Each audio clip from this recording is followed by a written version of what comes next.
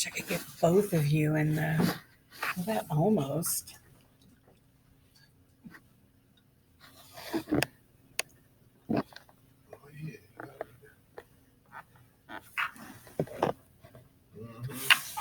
There.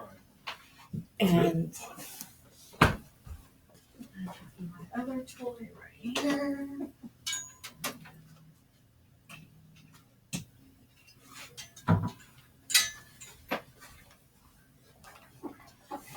When you're ready. Man, that song we just did yesterday. Yeah. Whose studio did he take you to? Ace One? Yeah, well, he was the engineer. We went to a different studio, but Ace One was definitely he was engineer. Okay. Yeah, he's good. He's good. Really. Yes. Ace has been around a long time. Okay. So we're gonna get started. I guess. I'm old. Leave me alone. You're like, I'm moving. I'm trying to get this shit done. So this Off is me on you. Okay. all right. This good? Okay. Yes, and that's already recording. We'll All right. edit that at home. All right. And I guess since this is college radio, no cussing. Right. Okay. Let me know when you're ready. Go ahead. Okay. Here we go.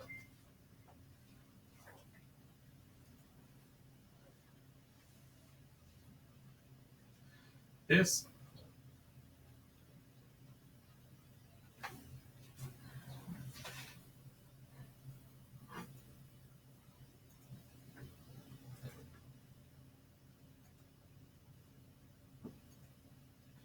This is the Urban Suite on KSWAM 90.1 FM, D Major, Cheryl Metal.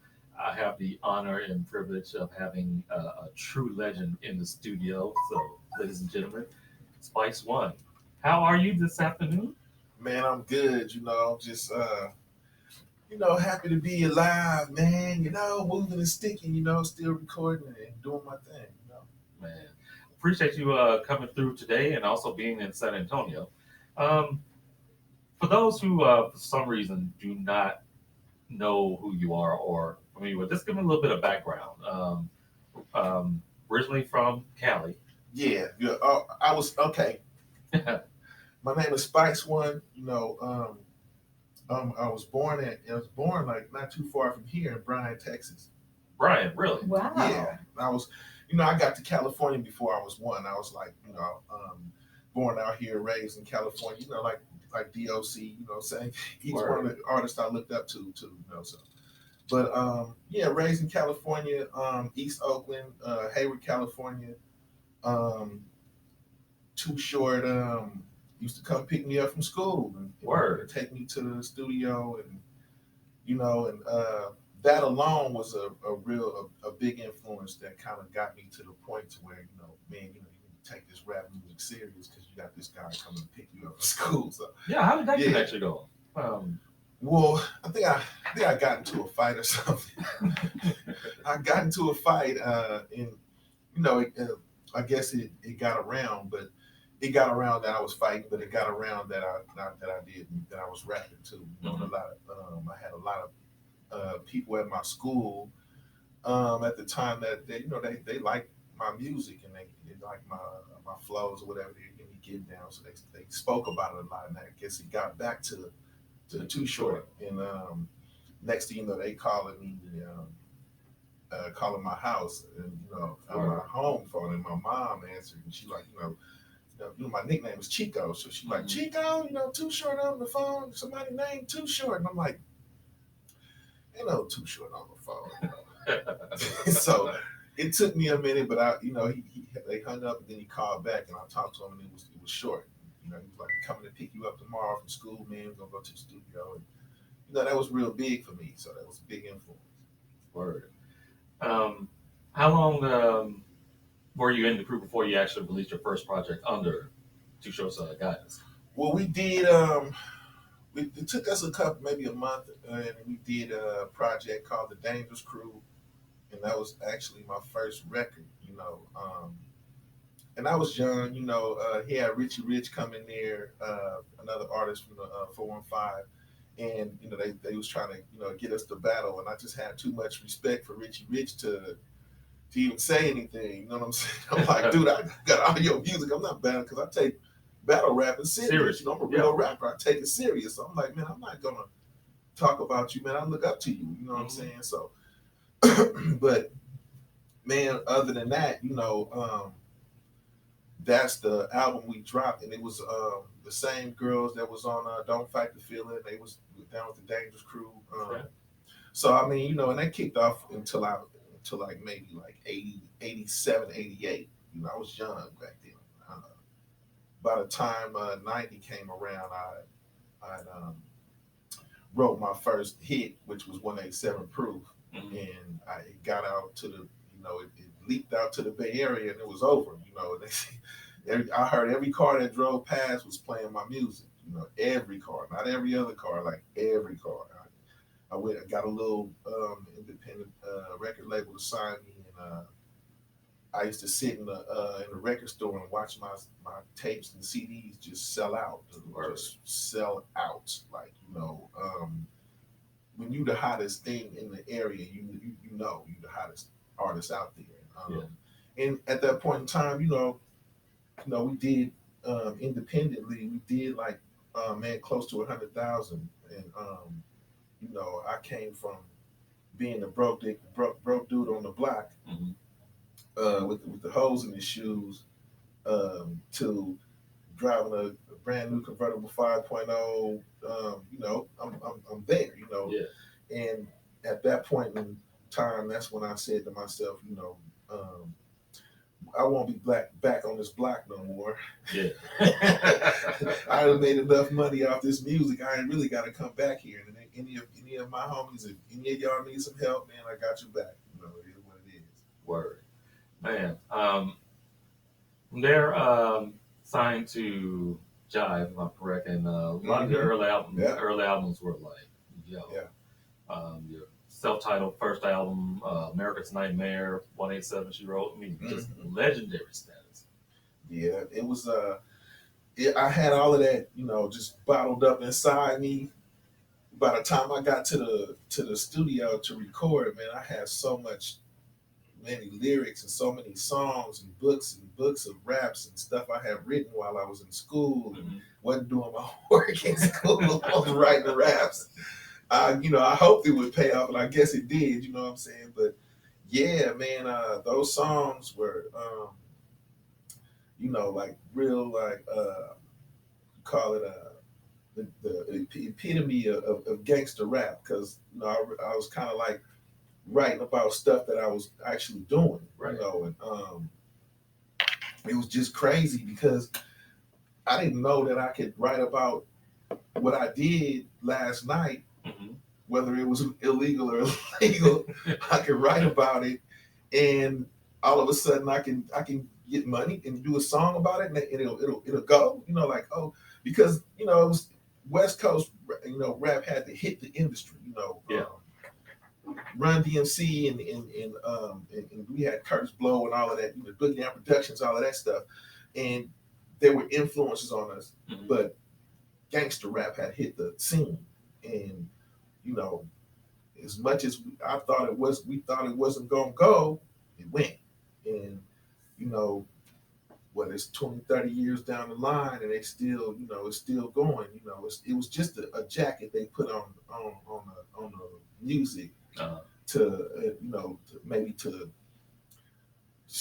hold the record sales, because we all know, if you old school, you remember the tractor when they rolled over all of the tapes over NWA, my CD, they put it all on the news and rolled over all of the gangster rap music, but we still hear, and it turned out it really wasn't gangster rap, it was just reality rap. It was just telling what we seen, and to this day, the truth always hurts, but it has to be put out there, shown. Man.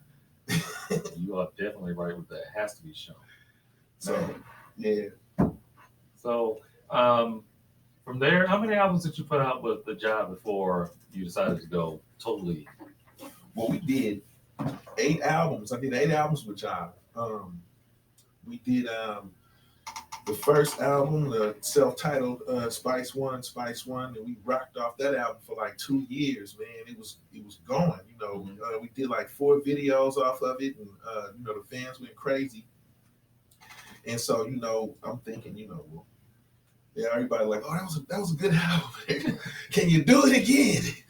I was like, yeah, let's try to do it again. And so, you don't have a limit. You just got to keep going. So I dropped this first Spice One album, and then they like, can you do it again? So I dropped the second album, 187 He Wrote, and they're like, oh yeah, that was nice too. You did the Menace to Society soundtrack, and you got songs with a lot of artists on there with MC8, and can you do it again? And I'm like, well, okay, let's go back to the studio. So I go back to the studio. We do it again. We drop America's Nightmare, and America's Nightmare had Tupac, E40, Method Man on there. A lot of well-known artists, and it did really good. But the thing with me was, and still to this day, the first Spice One album will always be my favorite because I'm on there by myself, and we sold 1 million copies. Yeah. There's no features. Dr. Dre didn't make my beats. None of that. It's just me and Ant Banks making my beats, and a few of my friends around to watch me get down, but no features. And it was we sold 1 million copies, so that's what will always be my first album. America's Nightmare. Then we had 1996. Then we had Black Bossolini. And we had after the Black Bossolini, we had after the Black Bossolini, we had the greatest hits and stuff like that. And it was like 8 years I was signed to that label, and everything was good. They treated me well and everything. We had a few disagreements or whatever, but that's what business is. Right. But all in all, they brought me to a level of stardom that I respect to this day, and I can still rock with that same level, that same respect through all my fans and stuff. Now in the 2020, Oh yes. and it's to all of the youngsters out there, man. Music is forever. Don't think that they're gonna forget your song 10 years from now. No. Your song will still be floating around here 10 years from now. You can do a song now and it might not blow up for like 3 years. But you never know. Yeah. I've seen it. It might take a year and a half, 2 years. Yeah. All you gotta do is just chill, just keep recording and doing you. And next thing you know, they might find a song that you don't even like that you recorded, and the fans might like it more than you do. And because you're not the one that controls what your fans like. You're the artist in you. Chico doesn't control what Spice One writes. Right. Spice One tells Chico what to write. So and that's to all of the youngsters out there, man. Let the artist in you let it evolve. Let him do what he do. You know what I'm saying? Don't hold him back. Right. Do what you do. Man. So when did you finally go independent? I went independent. Like maybe.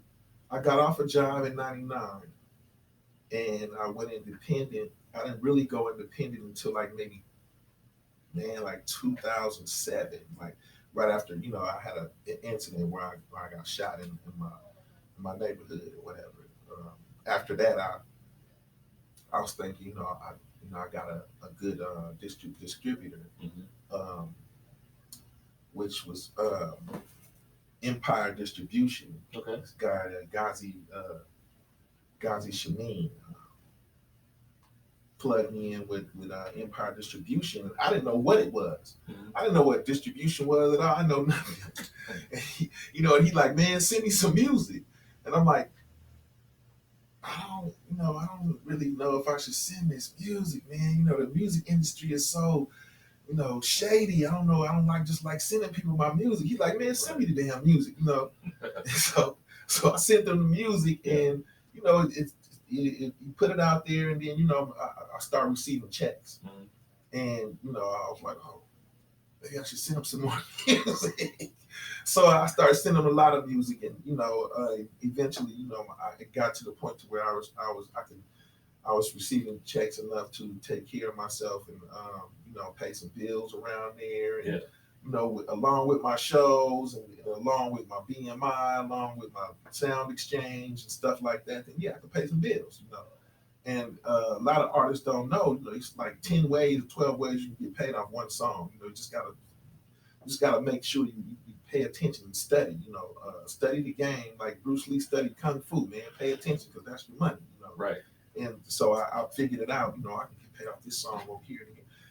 And I just sit back and collect my checks and take my money that I have, my old money, Mm-hmm. and recycle it into some new money. So now I'm taking my old money from my old record sales and stuff, and Right. I'm putting it into my new projects that I'm working on now, and finding investors, and still rocking. You know what I'm saying? It's nonstop. It's forever. Okay. Explain the establishment of a Thug World Music Group. We created Thug World Music Group because I figured it was like, you know, I haven't went to school for this or anything. I just came straight from the streets with it. And I learned from all of my experiences, and everything. So it's like, we thugs off the streets, man, and we trying to make it happen. You know what I'm saying? We don't promote anything negative or nothing like that. Mm-hmm. We figured if they gonna call us thugs, then we gonna make everybody want to be a thug. We gonna, you know what I'm saying? And we gonna we gonna change it into something that everybody wants to be, something positive, something good. Right. And so that's what we doing. When my youngsters look at me and they say, he has Thug World, and he's a thug. Yeah, you're right. Look at me, I'm a thug. I'm well dressed, I'm well mannered, and I'm business like. I'm street, and I'm intelligent Right. at the same time. So it takes a lot to get to this point. You gotta bear the pain, the mental pain, and everything that go on with it to get to the point to where you can actually sit back and make some good decisions. Okay. So that's where Thug World is like for all the artists that if you think you ain't gonna they tell you your music is too hard and you too gangster and all of that, come on over here to Thug World. You know what I'm saying? We'll put you there to the point we got the audience that's gonna listen to your music. You know what I'm saying? So hey, that's how we rock, because there's a market for everything. True. And if we're gonna drop some thug music, then we got our cult following. Every time I go to a show, I got all my fans there. They want to hear what I got new and what artist I'm gonna put out next. And so that's what we're doing right now. Trying to give young cats from the streets a chance to get out there and push their music. Be somebody. Put them out there. And I got a couple of 100,000 people on my social media, so I market my new artist and on there and try to get them videos and stuff like that. At least try to get them to the point. The objective of Thug World is try to get artists to the point to where they do get a major deal from a nice major label and stuff. Put them there. Once we get them there, I wash my hands, man. You did it. Do your thing. But that's what Thug World is about. Okay. What in particular are you looking for when you're trying to search for an artist to add to the roster? I'm definitely looking for artists who, they gotta maybe kind of have some type of way that they own like videos. I'm looking for ambitious artists that's not sitting there waiting for me to do everything. Willing to actually go out and work. Yeah. And because I traveled this whole United States in a Honda with the homie, passing out Spice One CDs, back in the day, because you couldn't just buy it online. You had to get up and go. You had to get up and go pass them out. Yeah. You had to get up and go to the store to buy the CD. You know what I'm saying? So you got to put in the work. The only way you're gonna get there is put the work in, man. You gotta get up and get out there and put that work in. Exactly. I mean, campaign, man. campaign like the president, homie. True that. True that. I mean, you're literally working for yourself, so Yeah. why not push yourself so people can understand where you're coming from and want to buy your music and everything. Look at everybody running for president. That's how you supposed to be campaigning your music. And you definitely need um, support from your family, but definitely support from your local like radio stations and your local clubs and DJs. If I tell every state and every city I go to, if you guys want a famous rap artist, y'all gotta make them famous. Yeah. Y'all gotta make them famous. It ain't up to me or up to in the rest of the world. If you want a famous rapper in your area that you want him to blow up, you gotta represent him like you represent your local um, football team, your baseball team. You gotta represent him like you can't be hating on him. You gotta but when y'all gotta at the same time watch who you put in that position. Right. True. Definitely. So true. Since you're in San Antonio, what is the connection with the city that you're here so constantly now? It seems like. Well, yeah, I've been dealing with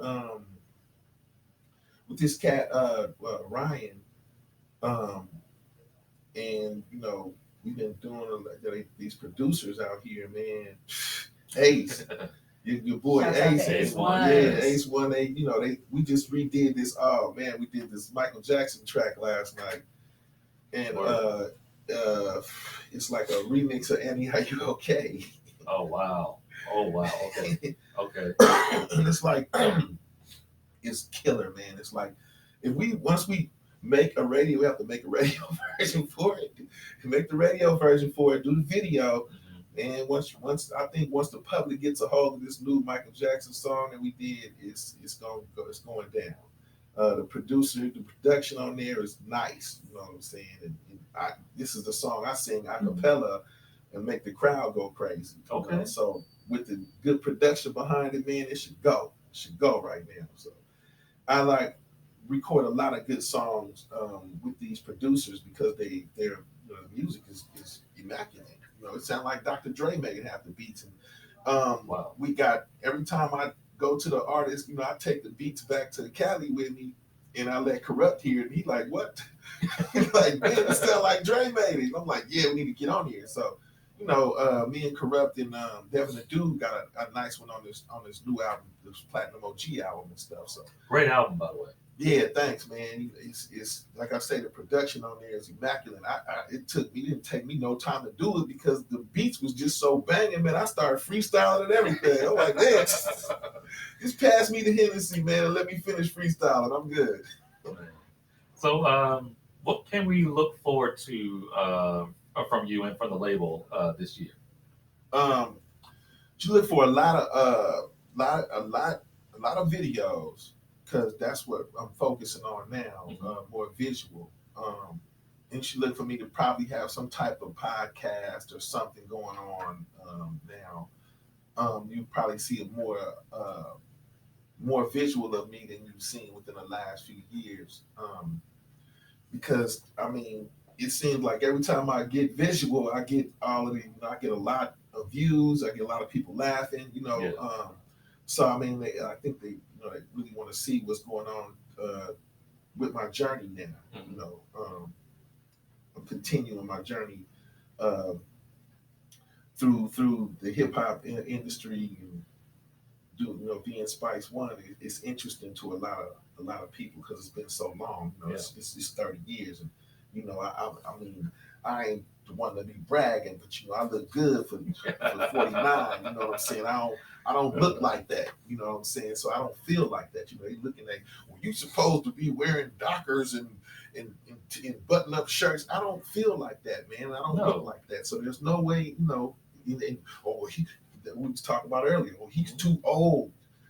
You're never too old to make money. No. You can't get too old to make money. If what I'm doing is still entertaining my audience, then I'm gonna keep doing it. I can't just sit back and say, well, man, I'm getting old now and I should stop rapping because I'm getting old. And my thing right now, I'm gonna come on stage, I'm gonna go get a gray wig and some gray beard, and I'm gonna get a cane, and I'm gonna limp on stage just so this is how y'all think I should be, huh? I'm gonna throw the cane off, take the wig off. No, this is how I really am, homie. So 50 in the 90s is completely different from 50 in 2000 pimping. True. It's a different ball game. So I mean, you know, we're the hip hop parents. Yes. Like we showed y'all this. Like my parents didn't listen to hip hop, but my kids do, and I'm a parent. So we're the only generation that we all listen to the same music. Right. You know what I'm saying? So I go back to, you know, I got a 7-year-old. She like, you know, I go get her some ice cream one day, and I step in there, and they like, oh, you know, I start taking pictures, and she's looking in there like, you know, like, Daddy, you know, why are you taking pictures? Do you know them people? You know them? Are those your friends? I'm like, yeah, they're my friends. They're my fans. I you know, they've been knowing me for years. Because I tell all my fans when I'm at my shows, I'm like, y'all not my fans, man. Y'all my family. Y'all been listening to me for like 30 years. That's family. Word. You know what I'm saying? So yeah. I've been taking pictures with some of my fam up here in the liquor store, in the store, or whatever, when I was getting her some ice cream. And she's like, oh, so you're really famous, Dad. She's really trying to grasp the concept of her dad signing an autograph and being famous. Yeah. And you know, it's cool. You know, it's cute to me. You know, that's my daughter. You know, she gonna figure it out. And my other daughter, her name is Lyric. So y'all look for her. Her name was Lyric for a reason. Okay. She sings. She plays the keyboard. She plays guitar. She plays chords and strings. She's very talented. Her birthday is the same day mine is. She's the female version of Spice One. Wow. Straight up. So look for her. She's on my page, on my Instagram and stuff. Beautiful young lady, you know what I'm saying? Definitely because she's my daughter, you know what I'm saying? You know, I have some beautiful kids, man. But, you know, just check it out. You know, go to my Instagram, the Real Spice One, and you can see everything I'm doing, you know, with Thug World Music Group and my new artists and everything. Okay. So Instagram, the Real Spice One. Yeah, check it out. And how can people get in contact with you or someone in the label for booking for studio session or a show or whatever? Definitely, you can when you go to my Instagram, there's I promote like these commercials and stuff on there where you can definitely get on there and you can hit it. You can see as soon as you get on there where to hit up the emails and the phone numbers to call if you need to book Spice One or get me to come there and even DJ or just pop up and hang out or whatever, and do a show or whatever I'm doing. Just hit me up on the Instagram, and you know, if you want to hear me play all of the old school West Coast rappers I used to hang out and kick it with at your party or whatever, hit me up. You know what I'm saying? Man, we appreciate you coming through for this interview, and we appreciate you just being in San Antonio. Oh, thanks, man. I'm glad I'm out here, man. I'm finna go out here and party some more and get back in the studio. You know, come with some more fire. So y'all stay tuned. Yes, indeed. Like I said, when that single drops, make sure it gets here so I can get it on air. Oh yeah, definitely the Michael Jackson, man. We gonna make sure we get that one to you because that's like it's entertaining and it's funny at the same time. And dude, the Ace One was like, "You sound like Michael Jackson on there." Wow. So you hear it, man. It's on. It was funny. Man, I can't wait. Like I said, anytime you're in San Antonio, if we have a spot available, just let us know. We'll get you in here. Oh yeah, definitely, man. Thanks. Appreciate it. Appreciate you, man. Thank you. All right, everybody. Keep on listening. This is the Urban Suite KSWAM 90.1 FM. Cool. Awesome. Thank you, man. Yeah, man. Y'all got it. That song I did last night. Yeah. Oh, God. I mean, I had been doing it and been performing it and stuff. Mm-hmm. And I did it before. And, you know, the music wasn't right.